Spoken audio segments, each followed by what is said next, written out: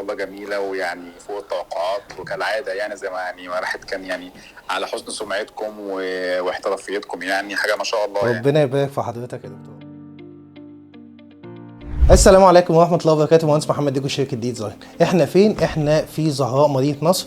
الموقع ده استلمناه كان متشطب تشطيب قديم، كسرناه بالكامل وقعدنا نطفيه. الموقع ده باقه ايه؟ الموقع ده باقه في اي بي. هنتكلم عن تفاصيل الموقع واحنا انجزنا فيه ايه. اول حاجه هكلمكم عليها على الزوننج. احنا معانا في الريسبشن معانا اول جزئيه السفره، ومعايا الجزئيه الثانيه الليفينج. عملنا الشيب مع 2 كرسي. الزونه الثانيه معانا السفره ب6 كراسي، وفي نفس الوقت عملنا التكييف في الجهه المقابله فوق المرايه. كده اتكلمنا على اول حاجه على الزون. هنتكلم على السيركيوليشن، ممرات الحركه. على الرغم من الريسبشن ده مساحته مش اكبر حاجه، بس شوفوا معايا ممرات الحركه من بدءا من دخولك لباب الشقه الاكس ماشي ستريت ممر الحركه، وانا ماشي ورا الكرسيين برضو ممرات الحركه مناسبه جدا. هتحس ان الشقه على الرغم من مساحه الريسبشن مش اكبر حاجه، ولكن حركتك بتبقى سهله وبسيطه وما فيهاش اي مشاكل. هنتكلم في الشقه دي كان مقابلنا مشكله كبيره جدا، الا وهي استغلال المساحات. طيب ايه اكبر مشكله واجهتنا في السايت ده؟ ان السايت ده كله بالكامل عمدان. كل اللي فوق ده شايفين العمق ال60 سنتي ده عمق القمر. كل الشقة بكامل الشقة فيها مشكلة القمر دي. طيب عالجناها ازاي؟ شايفين الفراغ ده كله؟ كان الفراغ ده كله برضه نفس الموضوع ده استغلناه في عمل الدواليب، اهو منها بوفيه ومنها ستورج ومنها تخزين. عملنا فيها ليب بروفايل، عملنا فيها برضه دواليب مع شكل ديكوري. ولو لاحظتوا ان الشكل الديكوري الدارك جراي ده ماشي مع لون الستاير، ماشي مع الركنه اللي احنا عاملينها. ايضا ان احنا معانا هنا ده كان فيه عمود، والحته دي كانت مهدوره جدا. عملنا برضو نفس الموضوع، الارفف بالليب بروفايل شكلها كويس جدا. هنا برضو في الجهه المقابله عملنا نفس الموضوع، هنا الليب بروفايل بالكامل. اللي فوق دي زي ما بلغتكم ان هي كاميرا. الجزء اليمين ده عملنا فيه ايه؟ عملنا فيه مرايه للتاتش، وراه خشب، فوقه تكييف 5 حصان. توزيعة الهواء من التكييف ستريت دايركت مغطية كل ريسبشن. احتاجنا تكييف 5 حصان. كده كلمتكم على استغلال المساحات. هنتكلم على حتة مهمة جدا، ألا وهي علاقة التصميم بالواقع. طيب انا دلوقتي لما بتعاقد مع شركه، احنا عندنا في ديزاين انا لازم لما نتعاقد مع بعض لازم اعمل لحضراتكم تصميم 3D، ومش اي حد يطبق التصميم 3D على ارض الواقع. ليه؟ لان اللي بيطبق تصميم 3D لازم يكون عارف الماتيريال بالكامل الموجوده في السوق. هنزل لكم دلوقتي التصميم 3D لكامل الريسبشن اللي متنفذ على ارض الواقع ده امامكم، وهنقارن الشغل اللي معمول على ارض الواقع.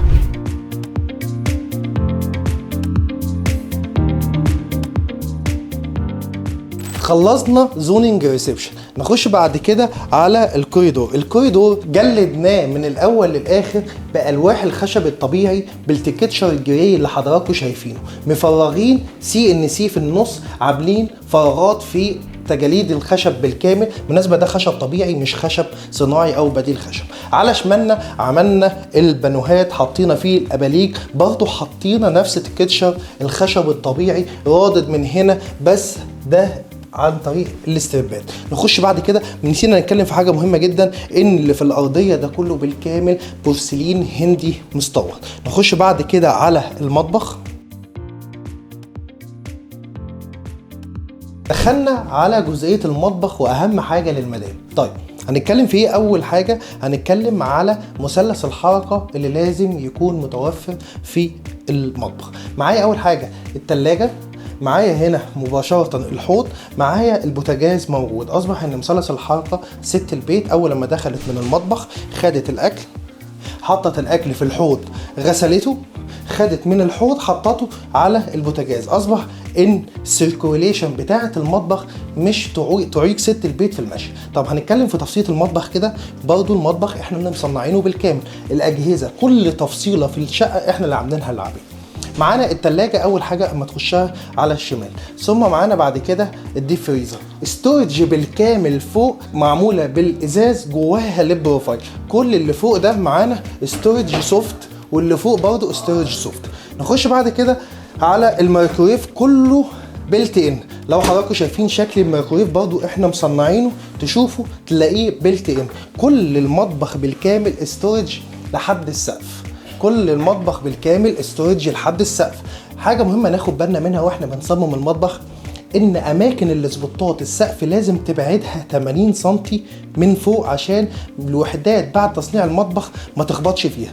نخش بعد كده معانا الحوض، معانا غسالة الملابس، معانا غسالة الاطباق، والحوض موجود هنا. طيب ستورج تحت الحوض، معايا باسكت الزبالة موجود تحت الحوض مباشرة. معانا حلة الحوض، معايا الشباك في الشفاط. علاج الاركان في مطبخ مهم جدا زي ما حضراتكم شايفين، لازم تتفتح. اصبح ان الاستورج جوه موجوده في المطبخ كبيره جدا. نيجي على يمين المطبخ، معايا برضو المطبقيه لحد كامل السقف من فوق، كل ده وحدات تخزين، كل ده استورج انا بس مش طايلها. نيجي الحته الجزئيه الثانيه برضو استورج. علاج الاركان حاجه مهمه جدا، برضو لازم استغل المطبخ استغلال امثل. معايا السخان الفوري. السخان الفوري موجود في اليونت. لو خدتوا بالكم ان انا عامل رخام في التوب بورد بالباك سبلاش، بكل المطبخ مش باين غير جزئيه الرخام. معايا البوتاجاز، معايا مؤسس للهود. الهود ده احنا عاملينه من فوق ومطلعينه من بره مباشره، اصبح ان هو احسن من هود الفلاتر. نخش بعد كده، معايا هنا الماجيك كورنر، استغلال المساحات الماجيك كورنر. معايا هنا 4 ادراج للمعالق، معايا هنا 3 ادراج للخضروات، معايا هنا دولاب النظافه بالكامل موجود في المطبخ. برضو معايا هنا يونت بالكامل كديكور او فيها ستورج بكامل المطبخ. انا شرحته لكم بالتفصيل. استغلال المطبخ من الحاجات المهمه جدا اللي بتريح ست البيت قوي في وقوفها في المطبخ.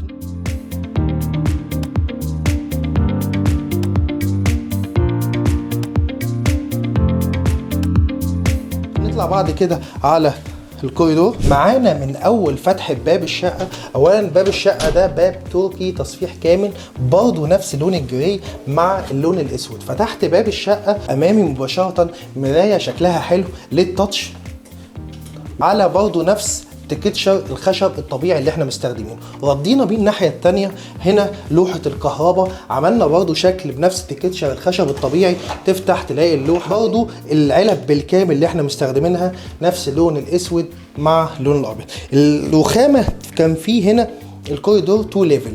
الرخامه المستخدمه هنا ده رخام بياترا جراي مع اضاءه اندايركت من تحت. نخش بعد كده على غرفه البنات.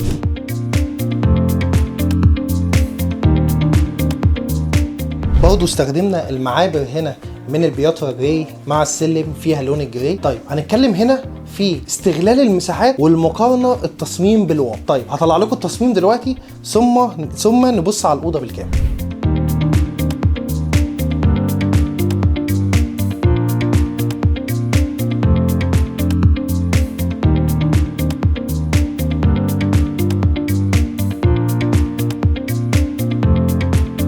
استخدمنا سرير 1.20 متر، كومود سرير 1.20 متر.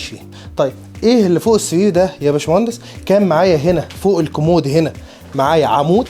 العمود ممنوع التكسير فيه، جلدنا فيه ربع طوبه. حطينا هنا الديفيتير اللي بينور بيشتغل وبريزه للتليفون.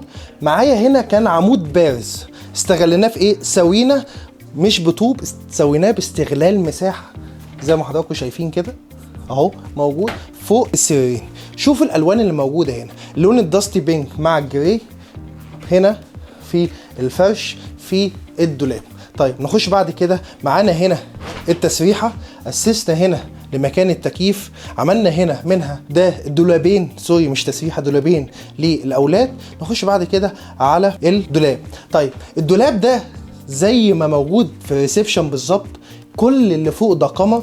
عملنا الدولاب صنعناه زي ما حضراتكم شايفين كده، عملنا فيه مرايه للتاتش، تسريحه برضو للاولاد، نفس اللون اللي موجود هنا، نفس اللون اللي موجود في الفرش، نفس اللون اللي موجود فوق السراير. الاستورج برضو بالكامل. خدوا بالكم من تفصيله مهمه جدا، ال شيب مع الدولاب مع ال شيب توزيع الاناره من فوق مع الاضاءه السبوت لايت الهاديه.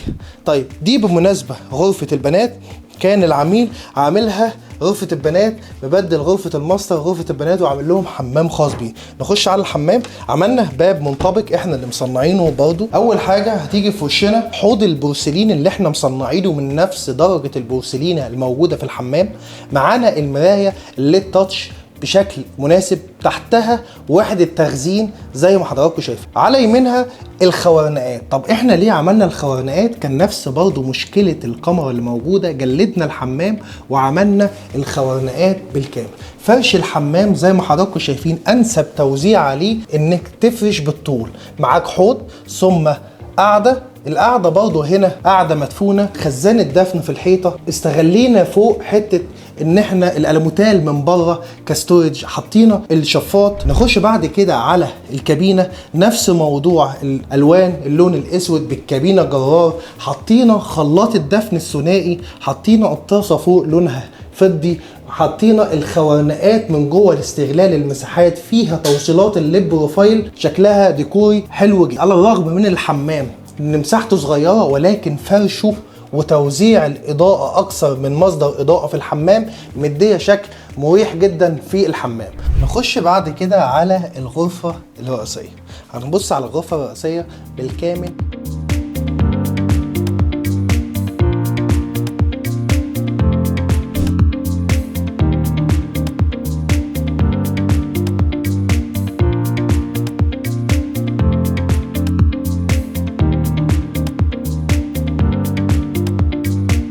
الوان الستاير مع اللون الجراي بتاع الدولاب مع لون الجراي بتاع السرير. هنتكلم في تفصيله مهمه جدا، اما يكون هنا فيه جلد او كابوتونيه او وات ايفر لازم تطلع المفاتيح فوق، انما هنا لو خشب بنفتح لها فوق الكومود مباشره. معانا هنا الكومود، معانا هنا سرير 180، وبرده معايا هنا الكومود. شوفوا علاقه الدولاب برده بتوزيع اناره الماجنتيك باكسسوارات الاسود اللي ماشيه برده مع الماجنتيك مع السبوت لايت برده السوداء. برده هنا قابلنا نفس المشكله اللي بتواجهنا في الشقه دي، ان الكاميرا ساقطه والعمق بتاعها كبير جدا. تستغلها بايه؟ هنا استغلناها اللي احنا نزلنا بحته جبسن بورد 15 سنتي عشان نأسس فيها مكان للتكييف، ندخل الصرف بتاعنا ينزل في الحيطه وما نكسرش في الكاميرا، وخدنا 10 سنتي الصرف يروح للحمام، وبرده تأسيس مواسير فريون التكييف تطلع لبره. طب استغلينا الحته الصغيره دي، عملنا فيها تسريحه المدام بالليد بروفايل، وحطينا فيها برده مكان للتكييف. نبص على السقف من هنا، حرف ال الاضاءه البيضاء مع السبوت لايت مع الدولاب اللي احنا برضو مصنعينه بالاكسسوارات السوداء حرف ال. شوفوا ممر الحركه، الاوضه على الرغم من ان هي صغيره ولكن ممر الحركه كبير جدا. ده اللي احنا بنتكلم فيه، استغلال المساحه. نطلع من الغرفه الرئيسيه نخش على الحمام الرئيسي. طيب الحمام الرئيسي برضو هنا احنا فارشين، معانا هنا حوض البورسلين، نفس البلاطه البورسلين الهندي الموجوده من هنا. معانا المرايه الليد تاتش موجوده لاعلى السقف، مديه ايحاء وسع الحمام. عملنا تحت هنا بورديوم وحدات تخزين، برضو وحدات تخزين على يمينه شكلها مناسب جدا. برضو استغلينا الحمام استغلال امثل. الخلاطات بالكامل جروهي. هنخش بعد كده على الكابينه، برضو نفس الموضوع. الكابينه عملناها جرار فرنساوي، طعامين بالاسود، اكسسوارات سوداء، بورسلين هندي. حطينا الرخامه هنا من البياترا جراي بتاعه السلم ماشيه في لون الجريهات. قدمنا في الكابينه هنا برضو الجريلا اللي موجوده في الارض، شكلها مناسب جدا وما بيبينش شكل البيت. معانا الخلاط الدفن الثنائي، معايا الهاند شاور، معايا هنا الخوارنقات حرمنا فيها باللون الاسود. نخش بعد كده على القعده ديورافيت، والبيبه اللي جنب القعده برضو بيبه سمارت موجود فيها شكل البورسلينه. اصبح ان الحمام بالكامل مش باين فيه شكل البيبه. نخش بعد كده على غرفه الولد.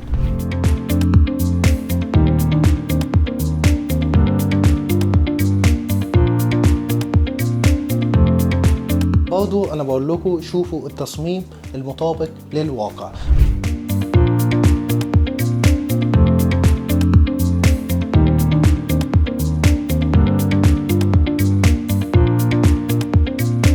عملنا هنا مكتب بيلت ان احنا مصنعينه، حاطين هنا الوول بيبر، حاطين هنا برضو تسريحه بليد بروفايل. ده القمر اللي بقول لكم عليه بكامل الشقه، استغلاله في مكانه الصح بيديك شكل حلو جدا واستغليناه لصالحنا. معايا سرير هنا متر و80، معايا 2 كومود، معايا هنا فوق الكومود مباشره البرايز، حطيت التكييف تاسيس هنا التكييف فوق السرير مباشره لتوزيع الهواء بطريقه صحيحه. نخش بعد كده على الدولاب. عملنا هنا تلفزيون بيلت ان بفيشه بالدش بكل تفاصيله، حطينا هنا الادراج بالكامل للاكسسوارات للتخزين، حطينا دولاب طعمنا برضو باللون الاسود، حطينا ستورج بكامل الدولاب لحد السقف. نشوف هنا برضو ماتشنج الالوان في غرفه الولد، اللون النيفي بلو مع برضو نفس لون الستار، وبالمناسبه برضو كامل الشقه الالموتال معمول اسود موجود طبقا للتطعيم اللي احنا عملناه بكامل الشقه. اتمنى ان انا اكون شرحت لكم تفاصيل الشقه بالكامل. للتواصل والاستفسارات والتعاقدات ابعت لنا رساله او سيب كومنت وقسم التعاقدات هيتواصل معاكم مباشره. شكرا.